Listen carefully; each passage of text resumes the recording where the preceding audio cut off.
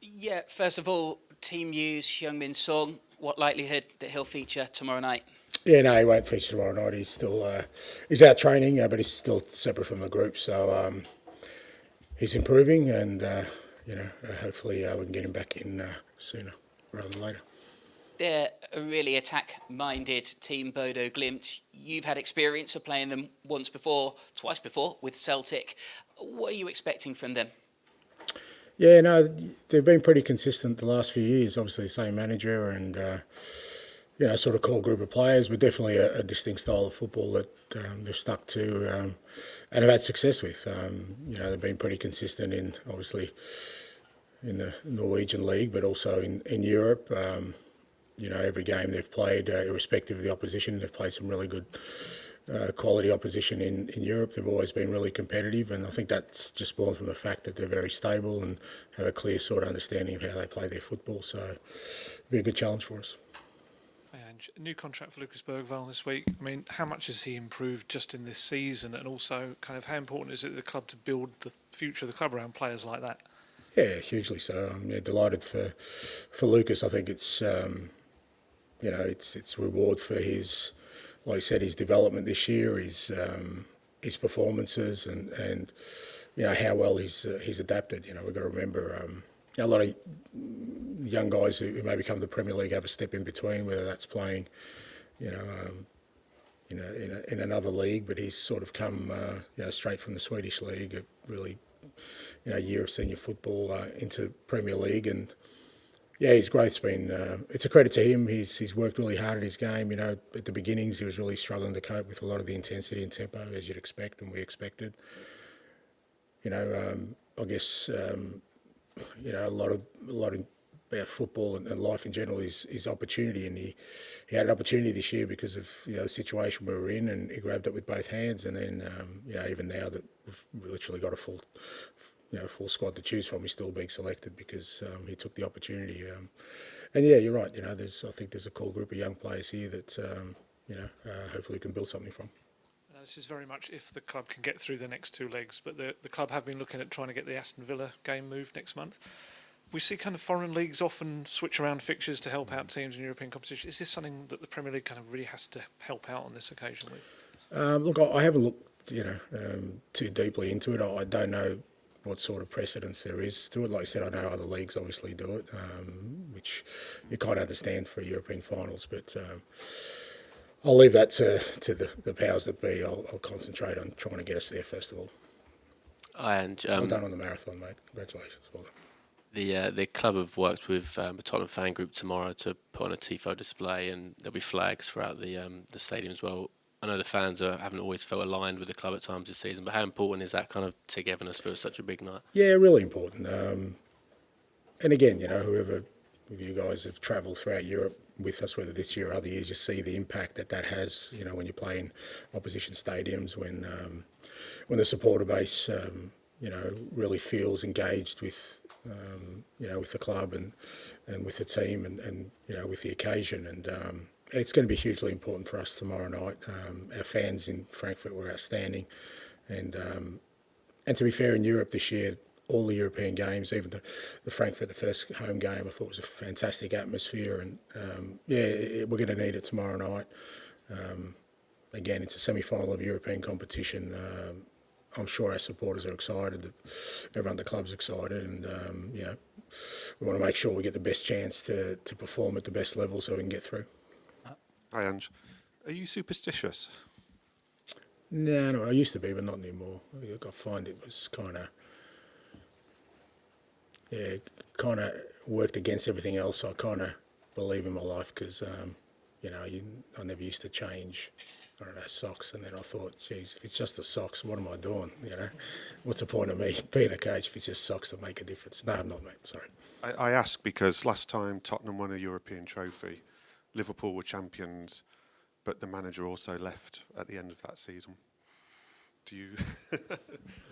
Jeez, well, it's a Does hell that of a give way you to encouragement or not encouragement? It's a hell of a way to frame that question, Matt. About look, I said before, and I get we're trying to run two parallel things here of a really disappointing season in terms of the league. But I just don't think that we can do anything other than really concentrate on an unbelievable opportunity we got before us. I just think, irrespective of what kind of season you have, how often will you be in this position? History tells you not that often, irrespective of how strong you are as a club, even the strongest clubs in terms of Europe. So any thought of what's going to happen next year or what's happened this year, or I just don't think is really of any importance. And you know, as I said last week, I think you ask any Tottenham supporter, you know, what's further most in their mind right now, you know, what's going to happen next year, or us hopefully trying to get to a final of Europe and the opportunity to win some silverware. I think the answer would be just concentrate on the now, and that's what I'm doing. Tom. Hey, Ange, that game against Bodo with Celtic was a few years ago. Is there anything you can learn from those particular games? And if so, what is it? Yeah, absolutely. Like I said, same manager, similar style of play.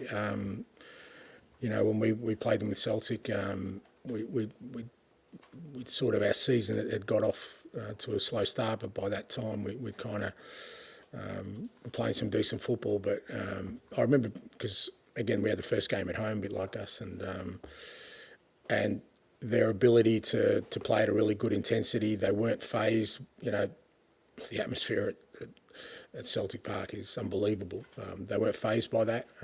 Yeah, they'd beaten Roma, you know, a couple of weeks before that, and it really strikes you that I don't think they're going to be daunted by anything tomorrow that they face, because they've been at Old Trafford, they've played at the Emirates I think a couple of years ago. You know, like I said, they've played some big clubs in Italy, they've played some big clubs in other countries, and you see that they have this ability to not be fazed by that, and we've got to expect that tomorrow night. I don't expect them to be overawed by the occasion, or, you know, sort of thinking, wow. I think, you know, they've got a real capacity to be really strong in their mind about what they need to do, and the away game's tricky because, you know, you're playing in an artificial surface, difficult conditions. So I think there are still some real parallels there, and having experienced it, I know that, you know, they're going to be a really tough opponent. And just throughout this season, when it's been difficult in the league, you've constantly said to the players, that they can still have a fantastic finish, and you're now 2 ties away from a final.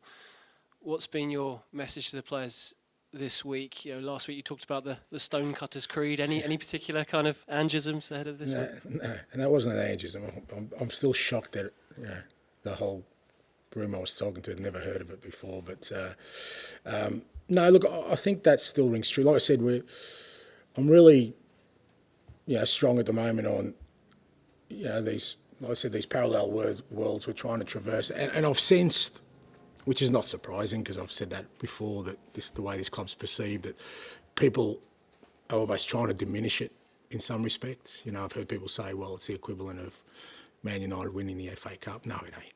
I'm sorry. Not on any planet is it the equivalent. Others suggesting that maybe we're not worthy of, you know, Champions League.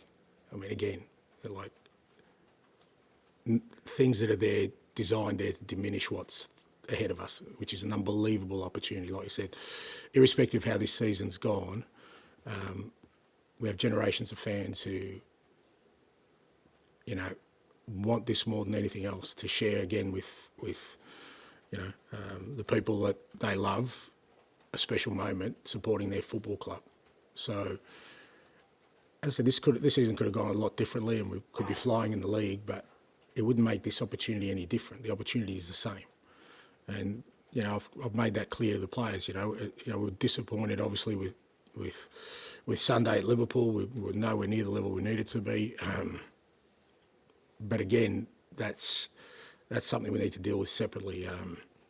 What we have before us is, you know, a semi-final of a European competition, with an opportunity to get to a final, win a trophy, and Champions League football. I just think, you know, for the players and everyone involved at the football club, it's a brilliant opportunity.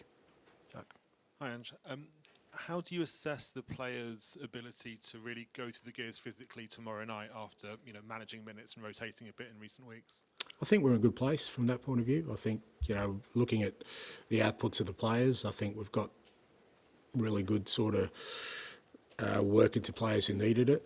Others we've had to manage because, I think with a season like ours where guys like Romero and Van der Ven and Destiny, guys who've missed a lot of the season, it's not just about getting them back, but then you've got to manage how you bring them back and how and when they play. They certainly, all of the guys we rested on the weekend, Bentancur, they all could have played Pedro on the weekend for sure, but it made sense for us to give them a really good preparation. So, and the guys who played, Don played 60, Mattis played 45. I think they're in a good place physically, absolutely. We're going to need a big physical performance because, again, Bodo worked really hard as a team. But similarly to the Frankfurt games, I think the guys are, from a physical standpoint, in a good place to have a strong performance. And do you feel like, given the unique conditions you're going to face in Norway next week, obviously no more away goals rule anymore, there's an incentive to try and give yourselves a good cushion in that first leg? I think you try and do that anyway. I think, playing home in Europe, for every club has its advantages, and you want to try and take that advantage. And as you said, Bodo away is a difficult challenge. But having said that, we played really well against Frankfurt at home. We should have won by 3 or 4. We ended up drawing, but the important thing was that we played really well and were dominant. I think that gave us confidence. And Frankfurt away wasn't an easy. Their record's just as compelling as Bodo's. So I think tomorrow night, what's really important is we put in another dominant performance. Hopefully, if we create as many chances this time, they go in rather than sort of hitting crossbars and so forth. But I don't think you just go into tomorrow night thinking you're going to kill off the tie. Then I just don't think. I think semi-finals, for the most part, tend to be pretty tight, and I expect that tomorrow night. For Bodo Glimt, this is an adventure. They are a small club, but for you, you're a bigger club. The last chance to get something from this season. How does that affect you mentally going into these games? Yeah, you'd love us to think that you're a small club and we don't rate. No, that's not how I've just said. I think Bodo's there on merit. They beat Lazio in the last. They beat Olympiacos, tough teams. They're there because they're a good football team. Doesn't matter where you come from. I come from the other side of the world, where football is the fourth sport. So I don't underestimate anything. You say we're a big club, they're a small club, doesn't matter. We're 2 clubs in the semi-final of a European competition, and they've earned the right to be there. They've done very well to get there, and we're going to treat them with the respect they deserve. And at the same time, make sure that we go in there and give our best performance. What do you see as the main reason that Bodo Glimt has reached this stage? As I said, I think they've been a real stable club, same manager, and I think they've got a real clear identity in the way they play. And as I said, I think they've created a real kind of resilience in the group, mental resilience, that irrespective of who they play, whether that's in the Norwegian league or in Champions League qualifiers or Europa or the conference, they treat every opponent the same and they play at the same level, and I think that's why they've been a dangerous opponent for any team. Hi, Eirik from TV2 Norway. In addition to that, you've been to Bodo. It was during the winter. It's such a small town. That's a fact.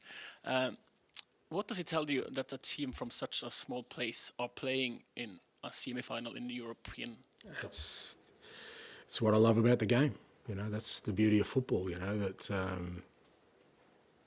irrespective of where you come from or the size of the place you come from, that if you're ambitious and if you have a clear plan, and you can, especially in our sport, you can create unique opportunities and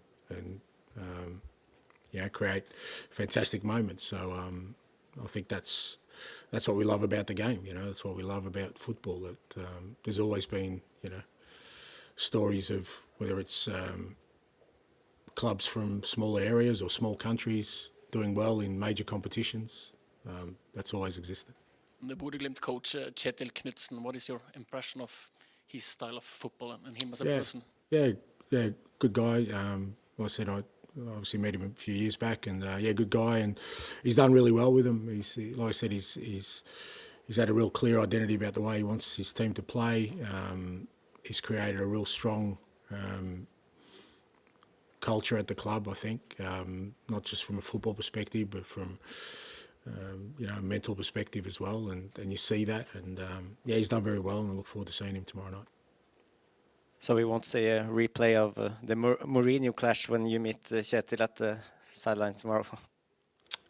I'm a bit different to Jose, yes. But look, I think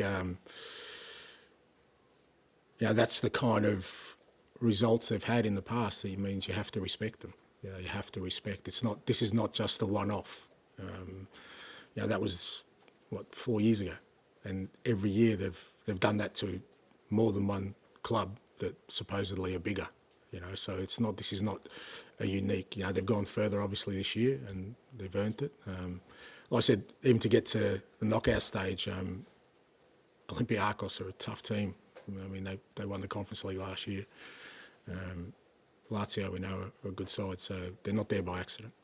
One thing is the results, but also the way they have played and done it. It must be something that warms your heart with your playing style. Yeah, no, absolutely. I love their approach. I love that they're not, intimidated by oppositions. I love the fact that they take the game and to whoever the opponent is, and look forward to the challenge.